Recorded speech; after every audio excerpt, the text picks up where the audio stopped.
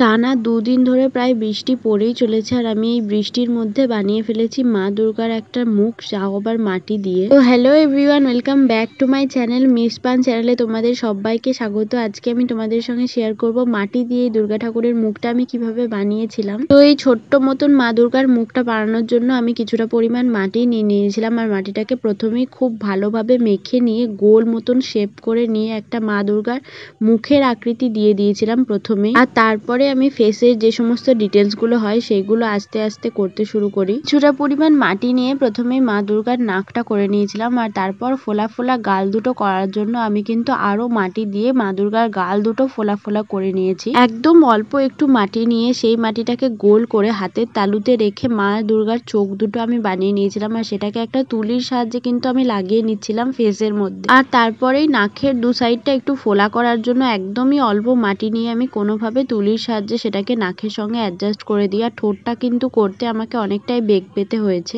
আর এখানে আমার মা দুর্গার মুখটা পুরোপুরি তৈরি হয়ে গেছে। এবার এটাকে রং করে নেওয়ার পালা। আর প্রথমেই জানিয়ে রাখি, এটা কিন্তু আমি কোনো রকম গয়না বা নেকলেস বানানোর জন্য করিনি, এটা আমি একটা ওয়াল হ্যাঙ্গিং বানানোর জন্য করেছি। মাটি দিয়ে এই ফেসটা বানানোর পরে গোটা একটা দিন রেখে দিয়েছিলাম শুকানোর জন্য আর তারপরে আমি এটার উপরে কালার করা শুরু করেছিলাম। প্রথমেই অ্যাপ্লাই করেছিলাম বেস কালারটা আর তার উপর করে নিয়েছিলাম ইয়েলো, কারণ আমি মা দুর্গার মুখটা ইয়েলোই করতে চেয়েছিলাম। আর তারপরে কপালের দিকটা করে নিয়েছিলাম অরেঞ্জ, আর যেটাকে ইয়েলোর সঙ্গে খুব ভালোভাবে মিক্স করে নিয়েছিলাম। আর তারপর মাথার সিঁদুরটা করে নিয়ে চুলটা করে নিয়েছিলাম। এই কয়েকটা কাজই মাত্র রয়েছে মা দুর্গার ফেসের মধ্যে, আর কিন্তু কোনো কাজ নেই। এবার শুধু ছোট্ট ছোট্ট ডিটেলস গুলো করে নিলেই মা দুর্গাটা পুরোপুরি কমপ্লিট হয়ে যাবে।